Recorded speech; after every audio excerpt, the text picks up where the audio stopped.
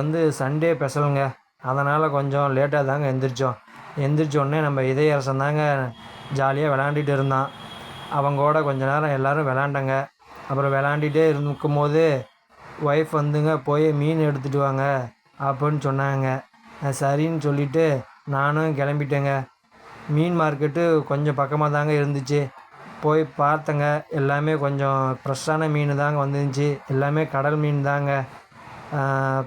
இறால் மீன் இருந்துச்சுங்க, நண்டு இருந்துச்சு, ஷீலா இருந்துச்சு, என்னென்ன மீன் இருந்துச்சுங்க. சரியாக பேர்லாம் எனக்கு தெரியலைங்க. அதனால் ஒய்ஃபு உடனே ஃபோன் பண்ணி கேட்டேங்க. அவங்க வந்து ஷீலா மீன் எடுத்துங்க அப்படின்னு சொன்னாங்க. சரின்னு சொல்லிட்டு நானும் 1 கிலோ பாறை மீன் எடுத்தேங்க. அவங்களே க்ளீன் பண்ணி கொடுத்துருவாங்க. அதையும் வாங்கிட்டுங்க ஸ்ட்ரெயிட்டாக வீட்டுக்கு வந்துட்டேங்க. வந்த உடனே அங்கே இதயரசன் தாங்க முன்னாடியே பார்த்தோன்னே எந்திரிச்சாங்க. சரின்னு சொல்லி அவனே பார்த்துட்டு மீனெல்லாம் கொண்டு போய் ஒய்ஃப்கிட்ட கொடுத்துட்டேங்க. அவங்க எல்லாமே க்ளீன் பண்ணி அந்த பொரிக்கிறதுக்கு மசாலாலாம் ரெடி பண்ணிட்டாங்க. நான் கொஞ்ச நேரம் மறுபடியும் இதயரசன் கூட விளையாண்டுட்டு இருந்தேங்க. அப்புறமேட்டு சரி போய் கிச்சனில் பார்க்கலான்னு பார்த்தேங்க.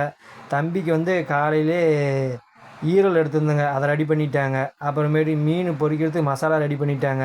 நான் வரும்போதே முருங்கைக்காலாம் வாங்கிட்டு வந்திருந்தேங்க. அந்த மீன்லாம் சுத்தமாக க்ளீன் பண்ணிட்டாங்க. அப்புறமேட்டு கொஞ்ச நேரத்தில் பொரிக்க ஆரம்பிச்சிட்டாங்க. பொரிச்சோடனே குழம்பும் ரெடி ஆகிடுச்சிங்க. அப்புறம் வந்து நம்ம தம்பி வந்து இதயரசன் பசிக்கும் முன்னாடியே சாப்பிட்ருவோம் அப்படின்னு சொல்லிங்க, அவனுக்கு வந்துங்க நம்ம வந்து கஞ்சி மாதிரி பதத்தில் சாப்பாடு வச்சு கொஞ்சம் ரெடி பண்ணியாச்சிங்க. அவனுக்கு ஃபஸ்ட்டு ஊட்டி விட்டுலாம் அப்படின்னு சொல்லிங்க அந்த ஈரல் ரெடி பண்ணதும் தம்பிக்கு வந்து மீன் குழம்பு லைட்டாக ஊற்றி அவனுக்கு வந்து ஊட்டி விட்டியாச்சிங்க. ஊட்டி விட்டோன்னா சரி அவன் வந்து ராவடி பண்ணுவான், நம்மளை சாப்பிட விடமாட்டான்னு சொல்லிங்க அவனை வந்து நம்ம வந்து கொஞ்சம் ரெடி பண்ணி தூங்க வச்சாச்சிங்க. அதுக்கப்புறம் தாங்க நாங்கள் சாப்பிட்டோம்.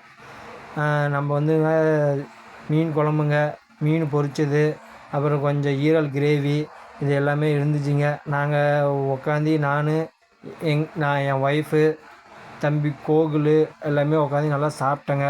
நம்ம இதயரசன் நல்லா தூங்கிட்டாங்க. அவன் முழிச்சிட்டே இருந்தால் நம்ம சாப்பிட மாட்டான்னு சொல்லி அவனை ஃபஸ்ட்டே சாப்பாடு ஊட்டி தூங்க வச்சாச்சிங்க. கண்டிப்பாக சண்டே வந்து நல்லபடியாக போச்சுங்க. இந்த வீடியோ பிடிச்சிருந்தா கண்டிப்பாக லைக் பண்ணுங்கள், ஷேர் பண்ணுங்கள், முடிஞ்ச அளவுக்கு இந்த சேனலை சப்ஸ்கிரைப் பண்ணுங்கள்.